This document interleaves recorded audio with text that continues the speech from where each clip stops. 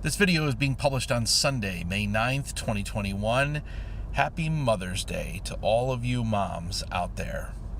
If I may be so bold, I would like to take a moment and tell you a little bit about my dear departed mother.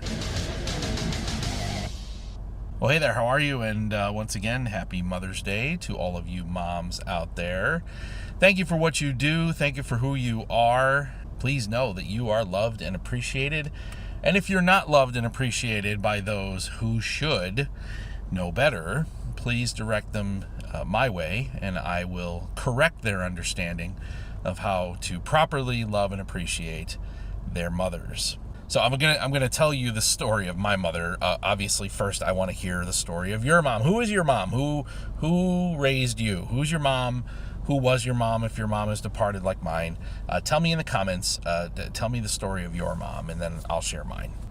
Obviously, I am married to an amazing mom, to our 6 children, my wife, my partner in crime of 26 or 27 years now.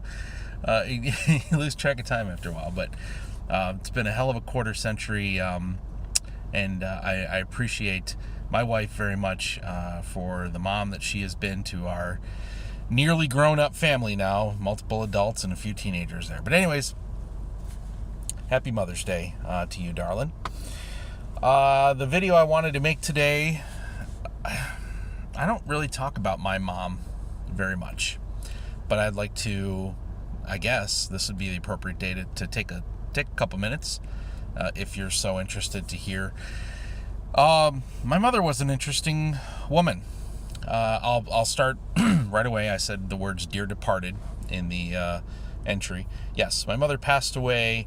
I guess it would be 21 years ago, and I believe it was either March, April, or May of 2000 that she passed away at a very young age. She was only 50. She might have been 53. Again, time screws with memory, especially with me. I don't know about you, but yeah, my mom passed away. She became very ill and died rather suddenly. I'd been living 2 states over in a different city. My wife and at the time our 2 young boys had relocated to Cleveland, Ohio for a job, and it was only about 6 months before my mom passed away. So it was sudden, and I got a phone call late in the evening telling me to sit down, telling me that mom was gone, and rushing home and dealing with that loss. So not so much to talk about the loss of her, but to talk about her life. My mother, again, was a very interesting woman. I guess the thing I can say to you, if you know me at all, if you know me well enough to know that there are times when I can be a rather opinionated loudmouth, bordering on the line of an asshole, speaking my mind, standing up for the things I believe in, and telling the world to kiss my ass in those moments where I feel that the world is wrong. If you know that about me in any sense, then you know my mother. My mother was a very opinionated woman. She was very headstrong, and she was very in-your-face, unapologetic in what she believed in.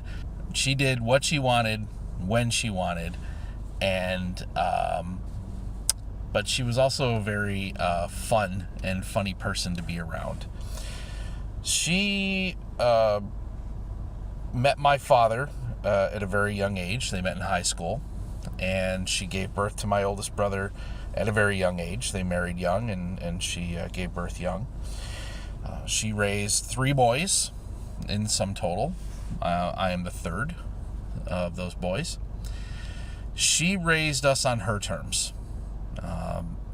My parents split when I was about 3, and obviously mom got custody. Dad's a whole nother story. But she did the best she could, right? Raised us on a single income, worked, had to do a lot of hopping around from job to job. She worked primarily in electronics factories. She'd be soldering circuit boards or assembling parts. But she never really had a long-term permanent job. She was about 5'4", shock redhead, and which was not a natural color. She was auburn, but she wore shock red. And the red from the 70s and 80s, not the current days like vibrant Crayola red that is so in vogue among the primary colors that people wear on their heads nowadays. No, she was fake redhead. She was funny, and she could be kind, and she could be mean. And she was not often concerned for your feelings when she told you what she believed. She would speak it out loud. She would speak her truth. And she would wait for you to tell her she was wrong so that she could pounce.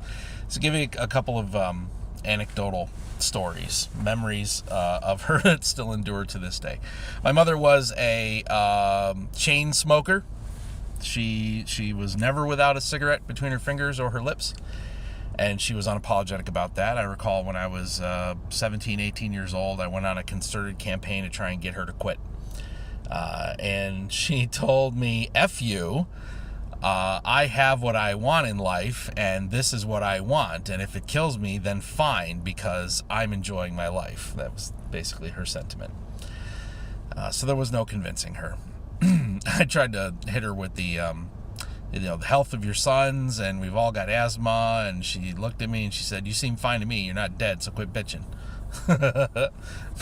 But she always did it with this hard-edged humor that I was always able to see. I think a lot of people didn't see it, but she could be pretty outrageously funny in any given moment. Very unpredictable, which is something my kids will say about me anyways.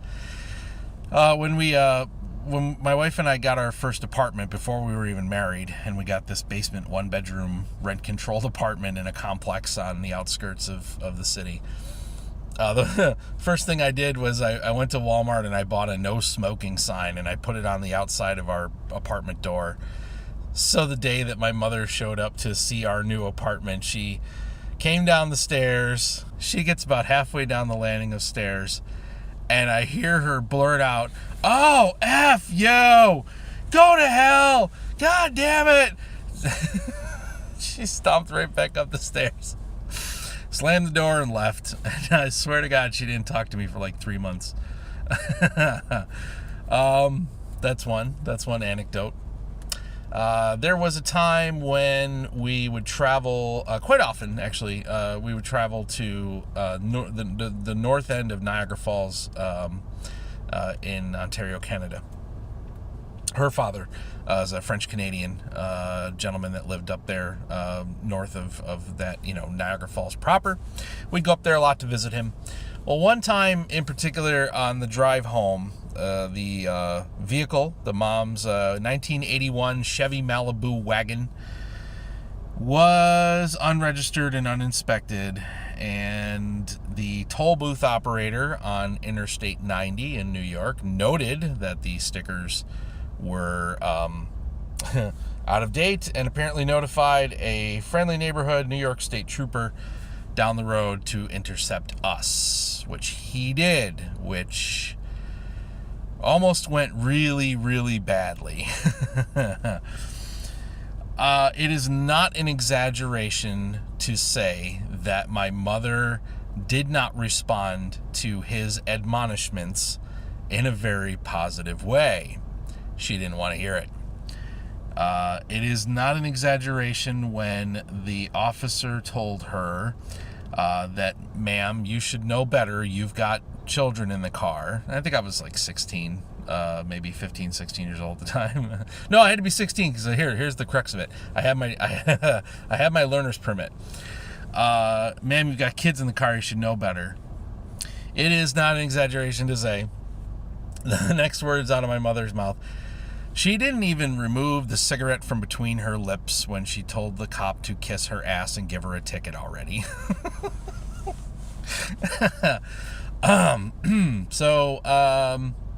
Yeah, that resulted in the officer giving my mother a choice of either having her teenage son, who had a learner's permit, drive the rest of the way home, or having the vehicle impounded and towed right then and there, and her taken to basically to jail.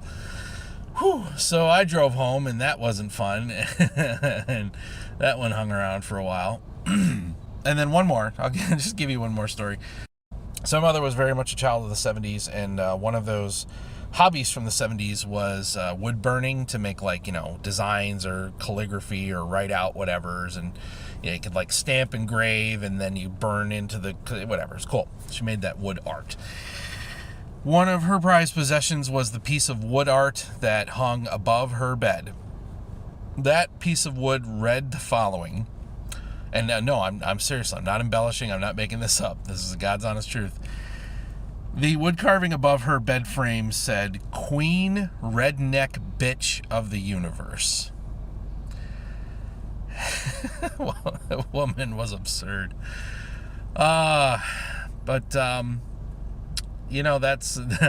how she lived her life. She did her best with us. She always tried to make sure that we didn't feel poor, even though we were abjectly poor. But she worked hard to make sure that we didn't feel it and we didn't see it, and she did her best. As I said, she died on her own terms. She needed medical attention for a condition that was affecting her as she was beginning to move into menopause, and she refused. And she was the type that would go around to different doctors, and if they didn't give her the story she liked or the diagnosis she liked, she'd go to a different doctor. And the whole hypochondria, physician's desk reference on her nightstand, that kind of stuff. But ultimately, she did not seek medical care for the condition that started affecting her in her early 50s, and it took her life very suddenly one night. We lived probably 4 blocks from the community hospital, and as I'm told, the ambulance, she was gone before they even got her 4 blocks down to the hospital. So the death hit me hard, but I choose to reflect all these years later on that crazy ass woman, who she was, and why I loved her, and how much her absurdity informs my absurdity, and I stand up for the things I believe in, and I say the things I believe in because of her. So to Stephanie Ann, dear departed mom, I love you. And once in a while, I miss you. And wherever you are, I hope you're having fun and pissing people off. All right, that's it. That's where I stop today. Happy Mother's Day again to all of you out there. Thank you for taking a few minutes of your time. And I'll see you on the road.